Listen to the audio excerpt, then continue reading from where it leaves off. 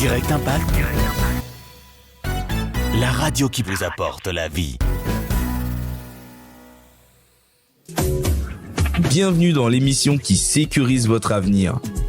Destin sous abri, avec Madame Perside sur Radio Direct Impact. Madame, monsieur, bonjour, bienvenue dans ce nouveau numéro de Destin sous abri. Destin sous abri, votre émission qui parle des thématiques liées aux assurances. Je suis Madame Perside, conseillère en assurance, épargne et investissement. Pendant 30 minutes aujourd'hui, nous allons parler d'assurance hospitalisation. Comme vous le savez maintenant, notre émission est divisée en 4 rubriques. Dans le portrait du jour, il s'agit de présenter notre invité, son parcours et sa spécialité. Dans le vif, comme le nom l'indique si bien, nous allons entrer dans le vif du sujet afin de recevoir les informations de base. Ensuite, dans la 3e rubrique, c'est la question de terrain. Nous exposerons une situation réelle ou courante à notre invité afin de recevoir son expertise et nous allons clôturer avec la réponse aux auditeurs. C'est celle où notre expert va répondre aux questions des auditeurs qui sont revenus plusieurs fois. Sur ce, bienvenue. Bonjour Fadwa Amraoui. Bonjour Perside. Découvrons le parcours inspirant de notre invité du jour. Bienvenue dans le portrait du jour. Elle est account manager au sein de l'une des plus grandes compagnies, si pas la plus grande compagnie spécialisée en soins de santé ici en Belgique. Maman de 2 enfants, Madame Fadwa Amraoui a commencé au sein du groupe DKV comme gestionnaire des sinistres. Elle y est restée 13 ans et en 2012, elle a été promue comme account manager jusqu'à ce jour. Ce qui fait qu'elle cumule 24 années, presque 25 ans aujourd'hui d'expérience dans le domaine. Fadwa, je vais vous laisser continuer de vous présenter en 2 minutes. Eh bien, c'est un peu ce que vous avez dit. Donc, je suis bien la maman de 2 enfants. Je suis account manager à la DKV depuis 2012. Je suis rentrée en 1998 tout à fait par hasard et je suis aujourd'hui... je fais partie des anciens vieux meubles qu'on peut considérer comme vieux meubles puisque 25 ans de carrière, ça fait beaucoup d'expérience, ça fait plusieurs bagages, ça fait plusieurs casquettes aussi puisque je viens de la gestion en interne à la base. Et depuis 2012, j'essaye de faire un maximum de formation au niveau à la base, c'était surtout les agents et aujourd'hui c'est surtout les courtiers en assurance. Je représente surtout le Hainaut. Et donc, depuis 2020, je suis donc anciennement inspectrice pour tous les courtiers du Hainaut jusqu'à aujourd'hui. Voilà. Et donc, quand vous dites account manager, ça regroupe le fait de former les gens, de faire les inspections. Alors, ça veut dire... c'est vraiment ressortir tout ce qui est formation. Donc, quand on lance des nouveaux produits, il faut quand même que le courtier soit quand même un minimum expert en la matière, afin d'éviter quand même de devoir raconter n'importe quoi en clientèle. Donc ça, c'est un suivi que j'insiste sur la formation. Ensuite, c'est surtout aider et soutenir le courtier quand il veut faire des actions marketing. Donc, on essaye aussi de l'aider à ce niveau-là, lui faire comprendre quand même qu'il est responsable de sa clientèle. Donc, ne lâche pas un client comme ça dans la nature et le laisser sans couverture médicale. Donc, ça, c'est important aussi pour moi que le client puisse de la base dès la naissance, entre guillemets, jusqu'à la fin, être couvert correctement. Ça, c'est au niveau des formations. Et puis tout le reste, c'est au niveau des sinistres. Le suivi sinistre, on le fait plus tellement, parce qu'aujourd'hui, avec tout ce qui est RGPD, protection de la vie privée, on n'a plus tellement la vue sur les dossiers sinistres, même nous, en tant qu'account manager. Et donc, le client, on essaie malheureusement... Enfin, on essaie de l'aider comme on peut, mais malheureusement pas assez efficacement, puisque la loi prévoit beaucoup de choses et nous bloque dans beaucoup de choses. Mais le courtier a quand même des mandats. Et donc, le fait d'avoir un mandat sur son client, il doit quand même pouvoir faire un suivi. Et donc ça aussi, c'est important pour moi, pour qu'il puisse continuer à suivre son client quand il en a vraiment besoin. Super. Vous avez dit ici, vous êtes tombé un peu par hasard chez DKV. Dites-nous déjà, DKV, ça veut dire quoi en fait? Alors, c'est une compagnie d'assurance allemande, donc c'est la Deutsche Krankenversicherung, on appelle ça la traduction. Oui, c'est ça, c'est la compagnie d'assurance allemande, donc en soins de santé. Okay. Et en fait, moi, je suis effectivement tombée tout à fait par hasard, parce que je suis arrivée comme ça, comme intérimaire, juste pour de l'encodage, du bête encodage. Enfin, c'est jamais du bête travail, c'est toujours de l'encodage simple. Et finalement, ben voilà, je me suis dit, ça m'intéresse de pouvoir continuer, puisque j'étais une jeune étudiante, étudiante non, j'étais déjà sortie des études, et puis j'avais envie de pouvoir trouver une espèce de sécurité pour commencer. Je me suis dit, je vais rester une petite année. Une petite année, c'est bien, une petite sécurité pour 1 an. Et je crois que je me suis plu. Je ne suis vraiment plus au sein de l'ambiance. Au départ, on était une petite équipe de 20. On est à plus de 480 aujourd'hui. Ah oui, c'est quand une même. énorme société. Mais moi, c'était surtout au niveau sinistre. On était vraiment 20. Ils sont à près de 200. Plus de 200 rien qu'au sinistre. Et c'est vrai que je me suis prise au jeu. Ok. Voilà. Et par rapport à tout ce parcours aujourd'hui, je voudrais savoir qu'est-ce qui vous motive après 25 ans dans la même boîte, de rester aussi motivé, aussi... La diversité. Donc, je me suis un petit peu diversifiée. Enfin, surtout la diversité. Donc, je suis passée du sinistre, du service médical. Et là, je suis de l'autre côté de l'écran. Donc, je suis vraiment sur le terrain. J'ai plus cet impact interne, donc je suis plus du tout bloquée derrière mon PC toute la journée, ça je pourrais plus, je supporterais plus, je vous avoue, donc voilà. Mais par contre, le fait de rencontrer des gens tous les jours, le fait d'avoir un contact avec vous tous les jours, de pouvoir un petit peu vous apporter mon expérience, ça me fait vraiment beaucoup de bien, ça me fait du bien moi personnellement, et en même temps, ça vous permet aussi de pouvoir avoir une espèce de mise à niveau tout le temps. Il y a toujours des remises à niveau, il y a toujours des remises en question, et moi, en tant que manager, je me retrouve bien là. Je veux plus retourner derrière un petit bureau, coincé derrière mon bureau, j'en peux plus. Et le fait de pouvoir rester en contact, même avec le client, puisque je fais aussi beaucoup de visites en entreprise, donc je fais aussi je fais des présentations en entreprise aussi, puisqu'un client en lambda, c'est pas juste monsieur tout le monde, c'est vraiment aussi la grosse société, la petite société qui désire assurer ses employés. Donc ça, c'est aussi quelque chose que je fais, et je n'aurais pas pu le faire si j'étais restée en interne. Ah, super. Et à présent, nous allons passer dans le vif du sujet. Jingle. Plongeons directement dans la matière. Vous êtes dans le vif. Madame Amraoui, expliquez-nous en français facile. Je vais essayer. Ici, on va parler d'hospitalisation aujourd'hui, mais dans la sécurité sociale, on parle ici même de sécurité sociale, on va parler d'INAMI, on va parler de la mutuelle. Parfois, on ne sait pas qui est qui fait quoi, et qui couvre quoi. C'est exactement ça. Est-ce que vous pouvez nous éclaircir un peu ces différentes institutions ? Au niveau des soins de santé, surtout, quand on parle de sécurité sociale, c'est important de savoir que la sécurité sociale, c'est un petit peu tout ce que nous, on a au niveau du salaire. Donc, quand vous avez un salaire, vous avez un employeur, vous êtes indépendant, vous payez des cotisations à l'État. Et donc, vous les payez comment ? On vient prélever cet argent sur votre salaire. Quand on est employé et quand on est indépendant, on paye des lois sociales. Et puis, quand vous avez l'employeur, il paye quelque chose aussi pour vous. Et donc, cet argent-là va dans les caisses de la sécurité sociale. La seule chose, c'est que la sécurité sociale, aujourd'hui, elle est dispersée. Donc, on disperse sur plusieurs caisses. Donc, vous avez les soins de santé, donc l'INAMI, etc.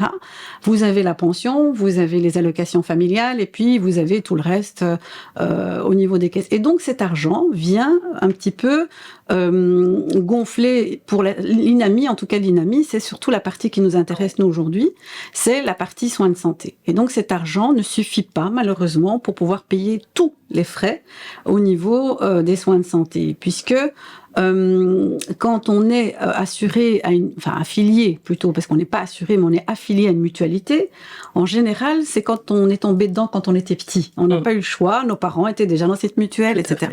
Et donc la mutuelle, aujourd'hui, c'est ce qui va essayer un petit peu de couvrir, de vous rembourser ce dont vous avez droit. Ça, c'est la partie légale. Quand vous avez été chez le médecin ou vous avez été hospitalisé, la mutuelle va rembourser la partie légale dont vous avez droit. Après, c'est tout le reste. Donc, tout ce qui est supplément, etc., ça, c'est une autre histoire.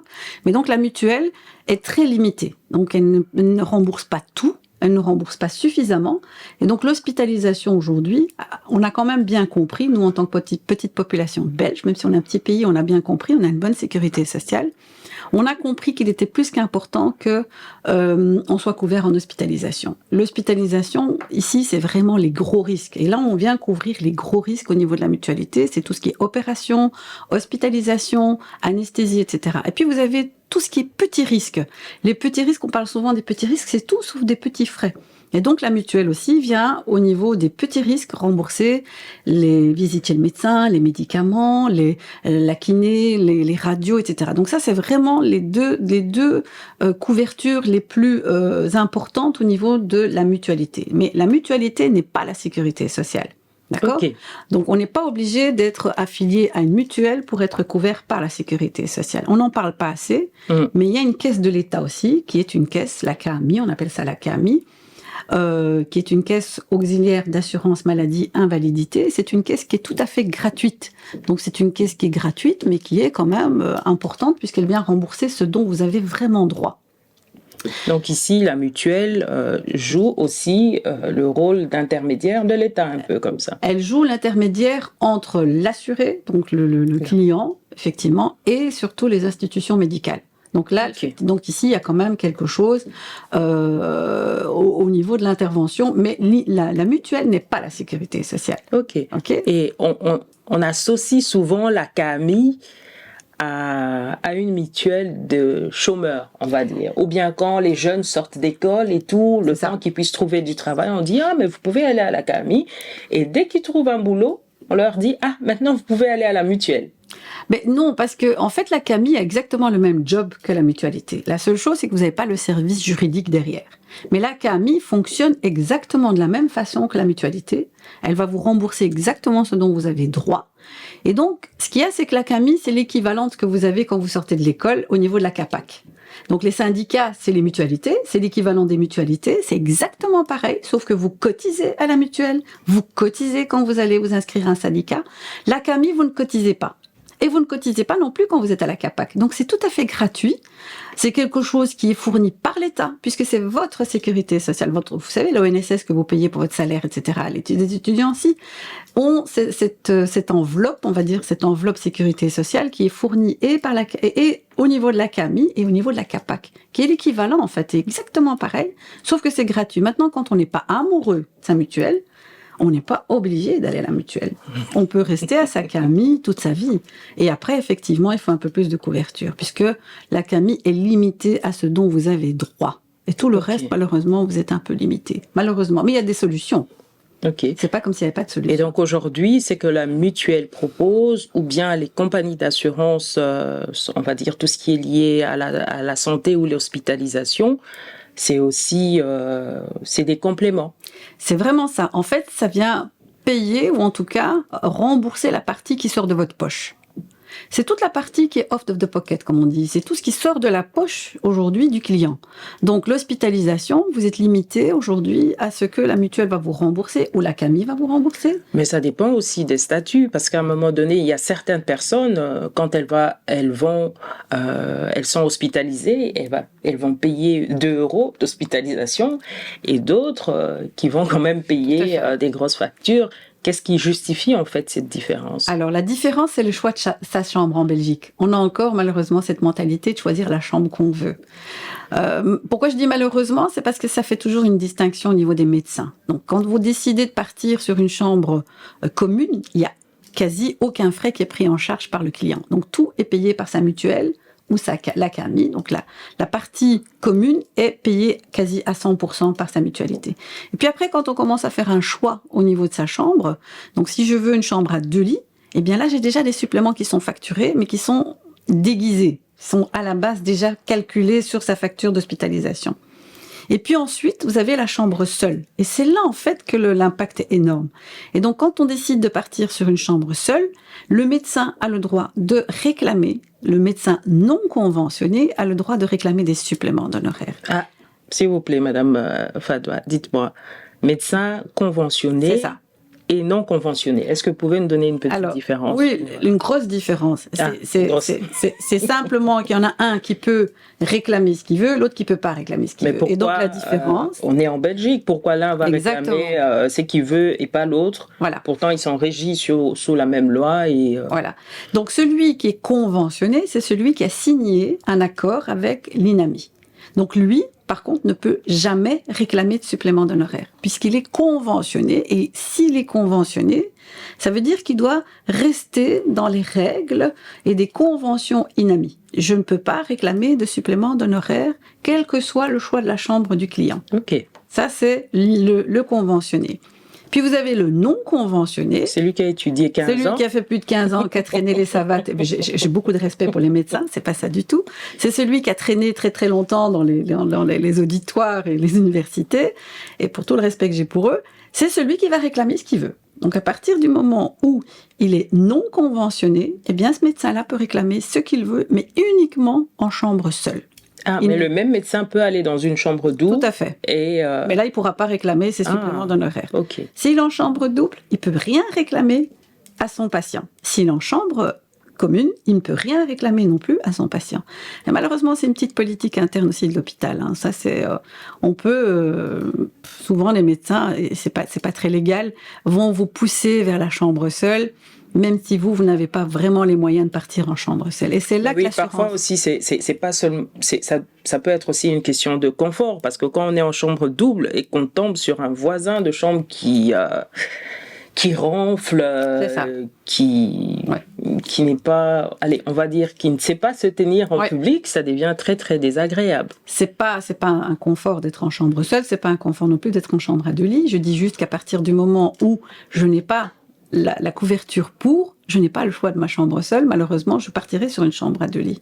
Et donc, c'est là qu'il est important de faire un choix. Qu'est-ce que je veux réellement? Est-ce que je veux mon confort, je veux ma tranquillité? Et là, je peux partir sur une couverture médicale complémentaire. Et c'est là que les compagnies d'assurance sont importantes pour pouvoir compléter et se couvrir correctement quand on part sur une hospitalisation de confort, entre guillemets, quoique c'est jamais un confort, mais en chambre seule, on a sa tranquillité d'esprit. Mais c'est vrai qu'aussi, dans les assurances hospitalisation, vous dites complémentaire, mais il y a déjà, ici, déjà, chez DKV, il y a 3 formules. On sait que dans d'autres compagnies aussi, il y a plusieurs formules. C'est ça, Comment le client se retrouve dans tout ça? Le client se retrouvera par rapport à son budget. Ça, c'est important de se dire que c'est en fonction de son budget. Pas ses besoins, son budget d'abord. Son besoin, certainement, puisque le client qui dit « moi, je veux tout », mais s'il n'a pas le budget, il peut pas avoir tout. C'est pas possible. Donc, celui qui dit « je veux ma chambre seule, je veux ma tranquillité d'esprit, je veux ci, je veux ça, je veux pas de franchise, je veux pas de ci, je veux pas de ça », oui, mais alors il faut payer le prix. Il n'y a pas de souci, mais tu payes le prix. Mais le client qui dit « ah ben non, finalement, je suis hors budget », il lui reste alors la possibilité de partir sur une autre formule. Et c'est dans ce cas-là où malheureusement on ne se retrouve plus tellement dans ce qu'on veut. Donc il faut dans un premier temps effectivement analyser le besoin du client et dans un second temps partir sur le budget du client. Donc ça sert à rien de dire ok, je veux ça, je veux le maximum, et au bout d'un an il ne sait plus payer. Il va se retrouver en contentieux, on va lui courir derrière parce que on a signé un contrat. C'est un contrat d'assurance, donc il est lié pour au moins 1 an entre la compagnie d'assurance et lui. Il a signé. C'est pas comme une épargne pension, je fais ce que je veux. Non. Ah oui, surtout chez DKV, il faut payer. Les primes sont dues. Je répète, les primes sont dues. Pourquoi les primes sont dues? Mais ça lui permet d'être couvert toute l'année. Parce que si les primes sont pas payées, il y a une suspension de garantie pour une période bien précise. Si pendant, par exemple, 6 mois, le client n'a pas su payer, il lui arrive quelque chose pour cette période-là. Il n'a pas payé ses primes. Qu'est-ce qui va se passer? On va pas payer son hospitalisation s'il lui arrive quelque chose sur ces 6 mois-là. Même s'il paye tout après. Il y a une suspension de garantie. Et comme il y a un contrat qui est lié entre lui et la compagnie d'assurance, il est normalement tenu de payer ses primes mensuellement ou annuellement. Mais il faut payer pour être bien couvert. Donc si je comprends bien ici, au moment où j'ai 2 mois par exemple de retard, je suis hospitalisée entre-temps, et qu'après mon hospitalisation, je paye mes arriérés, la compagnie n'intervient pas. Exactement. Parce qu'il y a une suspension de prime, donc suspension de couverture. Ok. C'est malheureux, mais c'est pour ça que c'est important de se dire, je veux quand même couvrir. Mais c'est un peu comme quand vous êtes en assurance auto. Vous devez quand même couvrir votre voiture pendant la période où vous la roulez. Si vous n'êtes pas couvert pendant cette période, il arrive un accident, vous n'êtes pas couvert non plus. C'est pareil. Sauf qu'ici, c'est votre santé qui est en jeu. C'est pas votre voiture. Et c'est ça qui m'interpelle beaucoup. C'est quand le client dit, moi, je veux une Omnium voiture, je veux une Omnium pour ci, je veux une Omnium pour ma bagnole, excusez-moi l'expression, c'est l'Omnium pour ma voiture. Et pourquoi vous prenez pas une Omnium pour votre santé aussi? On ne fait pas attention à sa santé finalement. On se dit, ok, je préfère quand même couvrir très bien ma voiture que couvrir mon état de santé à moi. Et c'est là le problème, c'est qu'on n'y pense pas. On y pense trop tard. C'est souvent trop tard. Souvent quand on a déjà quelques bobos. Ouais. Et faut-il le rappeler que les assurances, c'est avant qu'il y ait des bobos. On ne souhaite pas avoir des bobos, mais c'est avant. C'est pas lorsqu'il y a un bobo, on veut signer un contrat d'assurance. Ici, par exemple, pour la santé. C'est ça. Il y a des exclusions. Est-ce qu'il y a des refus catégoriques par rapport aux personnes ou c'est plutôt des exclusions? Alors, il y a une loi qui protège le client. Il y a une loi qui protège donc l'assuré. Cette loi dit, aujourd'hui, on ne peut pas refuser les personnes qui sont déjà malades. On ne peut pas refuser les personnes handicapées. On ne peut pas refuser les personnes qui sont déjà, par exemple, pour la femme enceinte, etc. On ne peut pas les refuser. Mais par contre, on peut les exclure. On peut exclure les pathologies. Et les pathologies, les maladies qui sont déjà présentes, on peut les exclure et également mettre des surprimes. Et qu'est-ce qui se passe dans ce cas-là? Ça devient tellement cher, puisqu'on aura mis une exclusion pour la partie qui est déjà malade, une surprime pour la partie qu'on va devoir couvrir, etc. Mais que le client se dit non, finalement c'est trop cher, j'en veux pas. Mais on ne peut pas refuser quelqu'un qui est même en mauvaise santé. C'est strictement interdit. Mais on peut coller plein d'exclusions et c'est le client lui-même qui va partir. Il va dire non, finalement vous êtes beaucoup trop cher et on ne va pas se couvrir. Mais voilà, c'est une compagnie d'assurance. On n'est pas non plus une mutualité où vous êtes couvert dès la naissance et après, voilà, vous êtes couvert normalement par votre mutuelle dès la naissance et on connaît l'état de santé de votre naissance jusqu'à aujourd'hui auprès de votre mutuelle. Ici, on est une complémentaire à la mutuelle. On est une supplémentaire, on va dire une assurance supplémentaire qui vient couvrir ce que votre mutuelle ne couvre pas, en règle générale. Ok. En parlant ici même de bébé à la naissance et tout. C'est ça. Un client, on va dire, qui est chez DKV, lorsque la femme va peut-être accoucher, à ce moment-là, l'enfant est couvert ou pas? Ou bien il faudrait souscrire, voilà. On ne va pas dire le même jour où elle est à l'hôpital, mais alors, ce qui est important de se dire, c'est qu'on est une compagnie d'assurance. Donc, une assurance, ça veut dire ce que ça veut dire. Je vais couvrir un futur risque. Donc, si aujourd'hui, maman, papa sont assurés, et que le bébé arrive dans 3 mois, le fait d'être déjà assuré, un des deux parents assuré, donne l'avantage de la couverture à son enfant dès la naissance, sans questionnaire médical, sans rien du tout.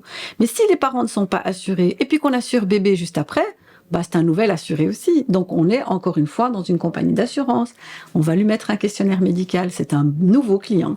Et donc on est dans le cadre de la couverture assurance. Donc, si les parents sont couverts, le bébé est couvert directement, mais il y aura dès la naissance. Ça veut dire, si le bébé est né, par exemple, avec une malformation, ça sera pris en charge dès sa naissance. Par contre, si les parents ne sont pas couverts, ça sera un nouveau client. Exactement. Et c'est pour ça qu'on ne fait pas de distinction.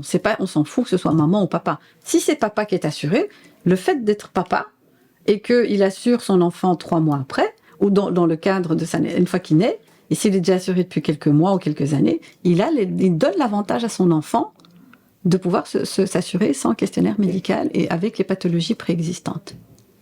Nous allons parler ici également des assurances groupes et individuelles. Oui. Quelle est la différence déjà entre les deux?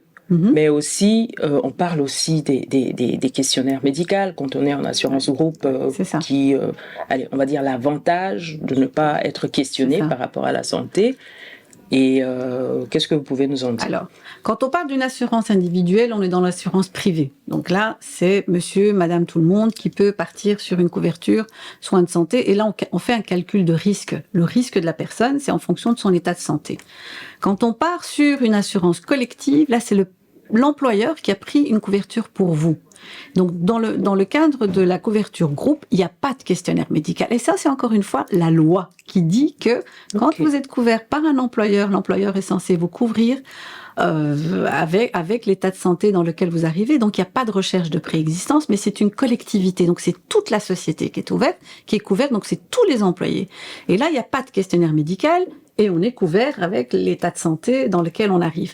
Par contre, le privé, c'est une seule personne, on est dans le personne physique, on fait attention à le physique, donc on va faire en sorte de pouvoir examiner l'état de santé dans lequel on est, et donc c'est en fonction de son état de santé que la prime sera calculée, effectivement. Super. Nous avons encore beaucoup de questions, Madame Fadoua. C'est vrai que le temps file, et pour toute autre question, si vous êtes intéressé, n'hésitez pas à nous envoyer vos questions via notre adresse mail destinsousabri@gmail.com. Et là, nous allons passer à la rubrique questions de terrain. Explorons un cas pratique pour mieux comprendre. C'est la question de terrain. Alors, Madame Fadoua, c'est le cas d'une famille recomposée. On va l'appeler la famille Waters. Monsieur est père d'un petit garçon. J'ai juste changé de nom, mais c'est un vrai cas. Monsieur est père d'un petit garçon qu'il n'a pas reconnu à la naissance. Madame est enceinte de 6 semaines de leur premier enfant à 2. Ils sont tous les deux, ils sont dans le secteur médical. Ça veut dire ils travaillent à l'hôpital, ils ont quelques avantages par rapport à leur hôpital. Dans ces cas, monsieur peut-il assurer son fils qu'il n'a pas reconnu? Parce qu'il estime qu'ils sont dans les démarches pour... Ils ne vivent pas dans la même adresse, il n'est pas reconnu comme son fils. Est-ce qu'il a le droit quand même de souscrire à une assurance hospitalisation pour cet enfant? Alors, oui, à partir du moment où je pars sur une couverture privée, j'assure qui je veux. Qui je veux. La seule chose, c'est comme madame est déjà enceinte, je ne sais pas si elle est déjà assurée ou pas, mais si madame est déjà enceinte et qu'elle est déjà couverte dans sa couverture privée... Non, ici, on parle d'abord du premier enfant, l'enfant du mari. Du mari, ok. Qui, légalement, n'est pas son fils. C'est pas grave. Oui. Et qui n'habite pas à la même adresse. Est-ce qu'il a le droit, il peut couvrir cet enfant? Tout à fait. Il peut très bien couvrir cet enfant à partir du moment où je pars sur une couverture privée. Ok. Donc, si je suis dans le cas d'une famille recomposée ou une famille ici enfin ça peut être n'importe quoi, ça peut être des frères, des sœurs, ça peut être des amis. Si je veux prendre aujourd'hui une couverture pour une personne ou même je suis juste preneur d'assurance, je veux assurer que cette personne-là, il est tout à fait possible de le faire aujourd'hui, mais ça sera avec un questionnaire médical, donc en fonction de l'état de santé de cet enfant. Mais je ne suis pas obligée de m'assurer moi-même avec cet enfant. Mais j'assure l'enfant. Il y aura un questionnaire médical, mais je peux très bien l'assurer à titre privé. Dans la collective, c'est pas possible, puisque je n'ai pas de lien familial avec l'assuré principal qui est éventuellement le papa, et en même temps, je n'ai pas la possibilité puisqu'ils n'habitent pas sous le même toit. Mais par contre, à titre privé, je fais ce que je veux, tant que je paye mes primes, tant qu'il y a un questionnaire médical qui est complété, et c'est toujours en fonction de l'état de santé de l'assuré.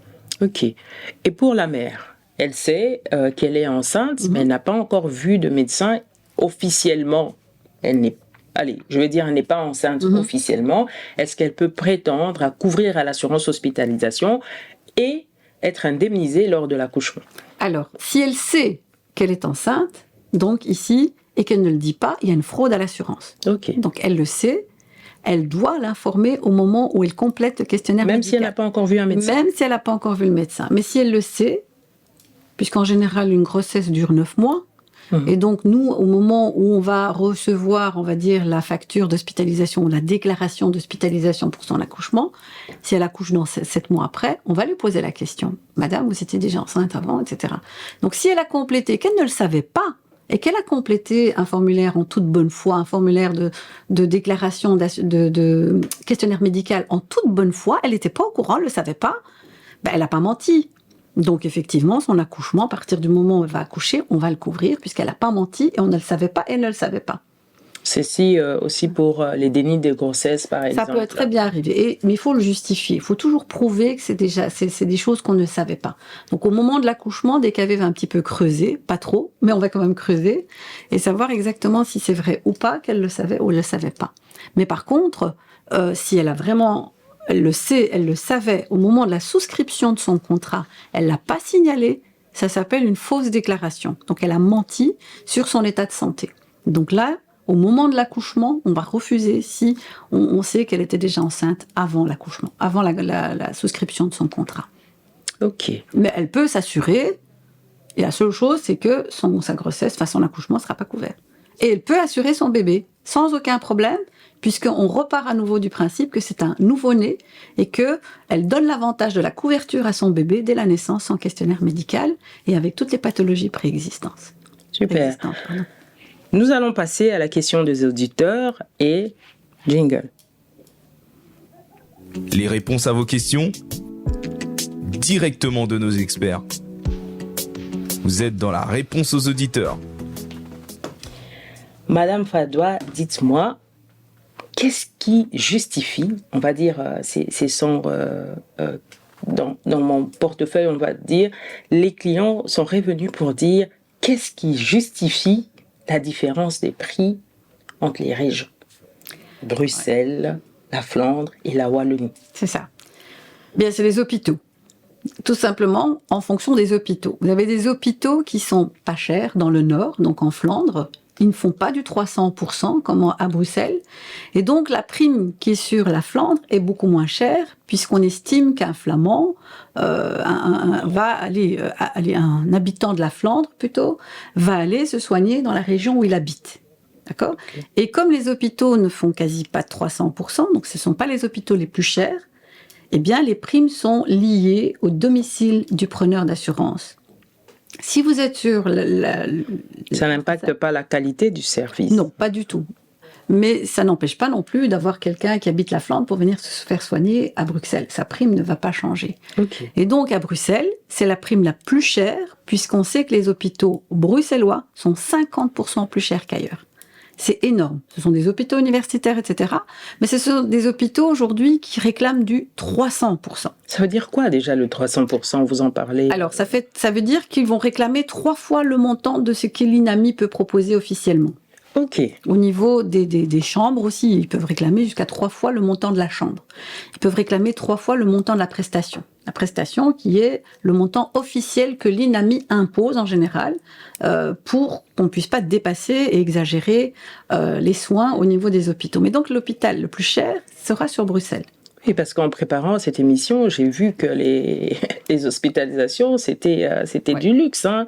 C'est ça. Une nuit en chambre, que ça soit seul, même en chambre double, ça coûtait tellement cher. Ça dépend l'hôpital, effectivement, dans lequel vous allez vous trouver. Et à Bruxelles, ce sont en tout cas, les primes sont liées au domicile du preneur d'assurance, toujours. Hein. C'est toujours le preneur d'assurance qui impacte la prime, qui va influencer la prime de l'assuré, éventuellement.